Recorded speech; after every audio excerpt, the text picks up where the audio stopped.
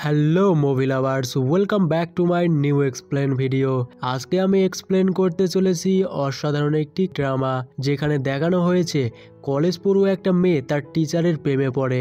এক পর্যায়ে সেই টিচারও মেয়েটিকে ভালোবেসে ফেলে, কিন্তু এই সহজ সরল গল্প ধীরে ধীরে এমন এক ভয়ানক রূপ নেয় যা কেউ কল্পনা করতে পারবে না। তো চলো দেখে আসা যাক শেষ পর্যন্ত কি ঘটেছিল। তবে ভিডিওটা শুরু করার আগে এখনো যারা চ্যানেলটা সাবস্ক্রাইব করনি অবশ্যই সাবস্ক্রাইব করে ফেলো। তো চলো without wasting any more time, let's start today's video.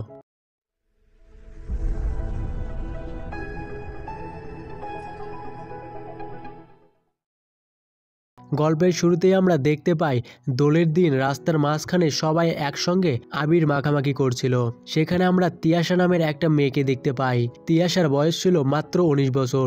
সে একজন কলেজ পড়ুয়া ছাত্রী। দোলের দিন সে ছাদের ধারে দাঁড়িয়েছিল। তাকে দেখেই বোঝা যাচ্ছিল তার কিছু তো একটা হয়েছে এবং তার মুখে লাল রঙের আবির মাখা ছিল। এরপর আমরা ঈশান নামের একজনকে দেখতে পাই, যে কিনা মুখে কালি মেখে রাস্তা দিয়ে অন্যমনস্ক হয়ে হাঁটছিল। তখনই পেছন থেকে একটা বাস এসে তাকে ধাক্কা মেরে দেয়।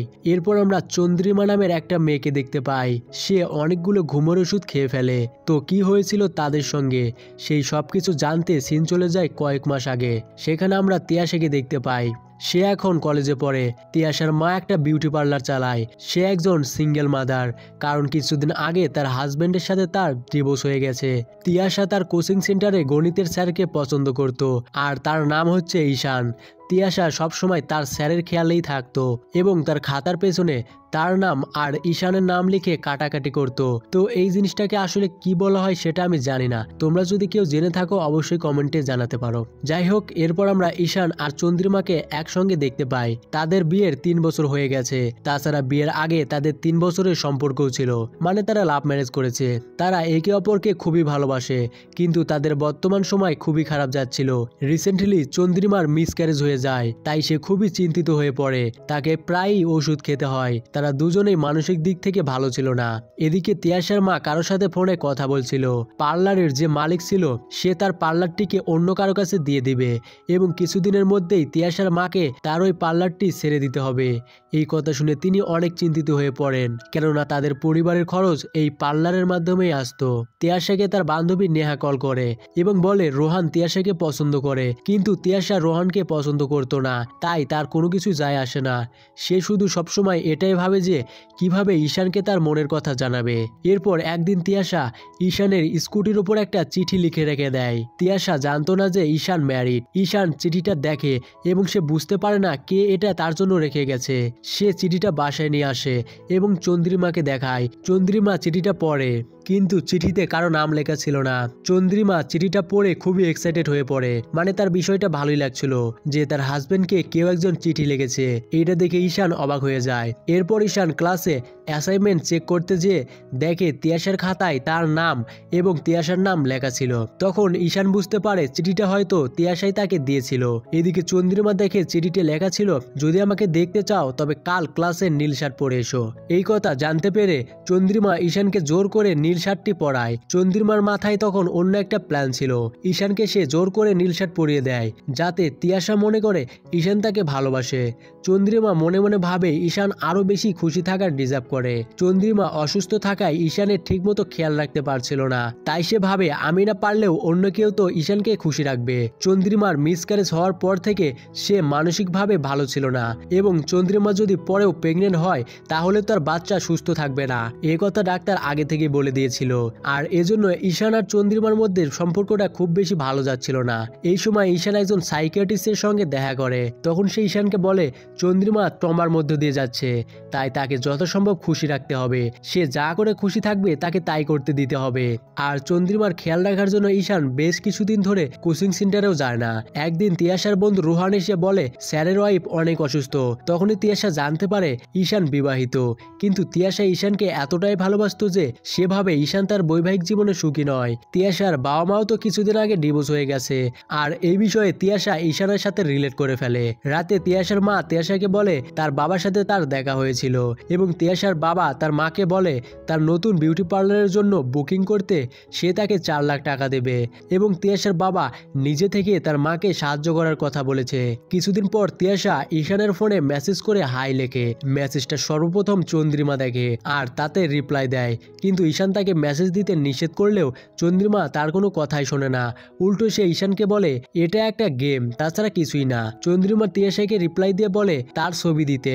ঈশান তখন চন্দ্রিমাকে খুব বকা দেয় আর বলে ও আমার স্টুডেন্ট, ওকে এগুলো বলা ঠিক হবে না। কিন্তু এই সমস্ত কথা শুনে আবার চন্দ্রিমা আপসেট হয়ে পড়ে। একসময় তার প্যানিক অ্যাটাক হয়।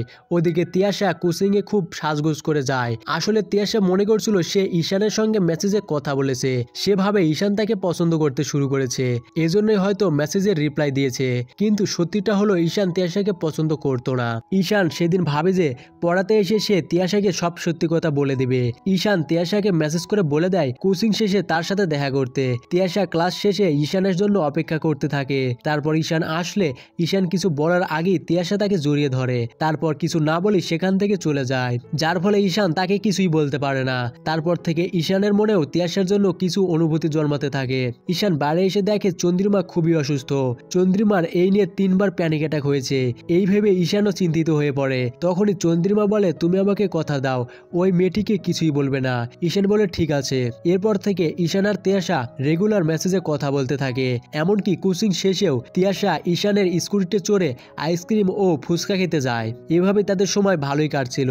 কিছুদিন পর চন্দ্রিমা একটা পারফিউম ঈশানকে দিয়ে বলে এটা তিয়াশাকে গিফট দিও, কিন্তু ঈশান রাজি হয় না। তখন চন্দ্রিমা ঈশানকে জোর করে। তারপরে ঈশান তিয়াশাকে সেই পারফিউমটা গিফট করে।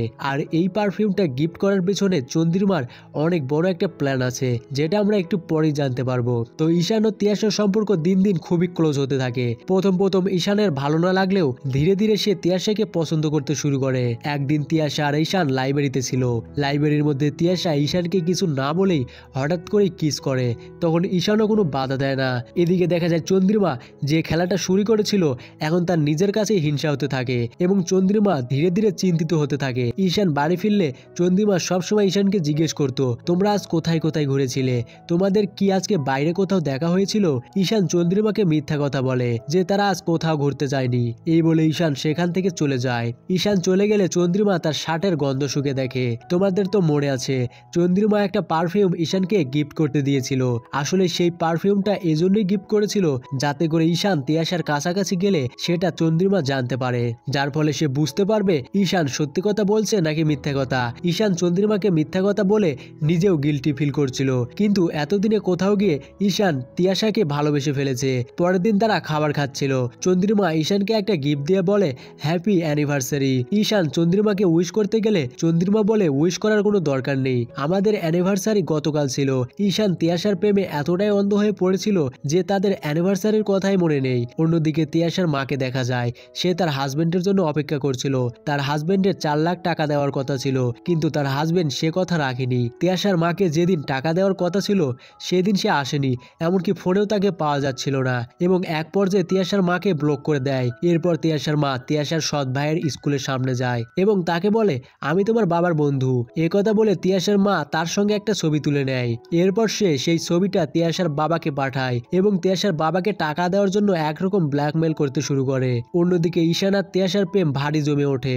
এরপর তারা আবার একদিন লাইব্রেরিতে যায় এবং তিয়াশা ঈশানের সাথে রোমান্স করতে চায়, কিন্তু এবার ঈশান তাকে থামিয়ে দেয় এবং এবার সে তিয়াশাকে সব সত্যি কথা বলে দেয়। ঈশান বলে আমি তোমাকে ভালোবাসি না, আমার ওয়াইফ খুবই অসুস্থ ছিল এবং তাকে খুশি রাখার জন্য এগুলো করেছি। তুমি তো একজন ভালো স্টুডেন্ট, এইসবের দিকে মনোযোগ না দিয়ে পড়াশোনায় মনোযোগ দাও। তিয়াশা এইসব কথা শুনে পুরো অবাক হয়ে যায়। তারপর তিয়াশা ওখান থেকে চলে যায়। তিয়াশার বন্ধু বান্ধবীরা জেনে যায় যে তাদের ভিতরে কিছু একটা চলছে। তিয়াশা নেহাকে ফোন করে খুব কান্নাকাটি করে এবং তাকে বলে আমি ঈশানকে খুবই ভালোবাসি, তাকে ছাড়া আমি বাঁচতে পারবো না।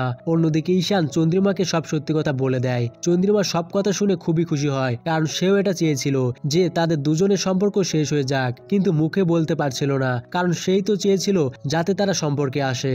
যাই হোক, ঈশান বলে আমাদের জন্য একটা অল্প বয়সী মেয়ে খুবই কষ্ট পেল। একথা শুনে চন্দ্রিমা প্রচন্ড রেগে যায় আর বলে তুমি ওর জন্য এত ভাবছো কেন, ওই মেয়ের জন্য তুমি কষ্ট পাচ্ছ কেন? এইসব নিয়ে তাদের দুজনের মধ্যে ঝগড়া শুরু হয়ে যায়। ঈশান তখন চন্দ্রিমাকে ঠান্ডা করার জন্য বলে তুমি নিজের হাতে ওর নাম্বারটা ডিলিট করে দাও। তখন চন্দ্রিমা নিজের হাতে তিয়াশার নাম্বারটা ডিলিট করে দেয়, কিন্তু নাম্বারটা ডিলিট করলেই তো আর সব শেষ হয়ে যাবে না। ঈশানের সবসময় তিয়াশার কথা মনে পড়তে থাকে। এদিকে ঈশান আর চন্দ্রিমার মধ্যে দূরত্ব বাড়তে থাকে, তাদের পুরনো ভালোবাসা আর ফিরে আসে না। তারপর ঈশান কোচিং সেন্টারে পড়ানো ছেড়ে দেয় যেন সে তিয়াশাকে ভুলতে পারে। অন্যদিকে তিয়াশার মা তিয়াশার বাবার কাছে টাকা নিতে যায়। সেদিন ওই ছবি দেখে তিয়াশার বাবা রাজি হয়ে যায় টাকা দেওয়ার জন্য। তিয়াশার বাবা যখন তিয়াশার মাকে টাকাটা দিচ্ছিল তখন তিনি সেই টাকাটা তার মুখের ওপর ছুঁড়ে ফেলে দেয় এবং তিয়াশার মা বলে আমি তোমার কাছ থেকে টাকা চাইতে এসেছিলাম না, তুমি নিজে থেকে বলেছিলে আমাকে টাকা দেবে, এজন্য আমি তোমার কাছে এসেছিলাম। তারপর তুমি যা করেছো সেই সমস্ত কিছুর প্রতিশোধ নেওয়ার জন্য এমনটা করেছি, তোমার টাকার আমার কোনো দরকার নেই। এই বলে তিনি সেখান থেকে চলে আসে।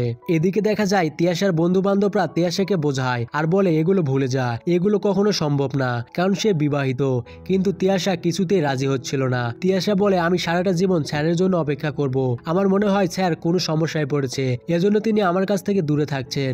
এরপর তিয়াশা লাইব্রেরিতে যায়, যে লাইব্রেরিতে ঈশান বই পড়তে যেত।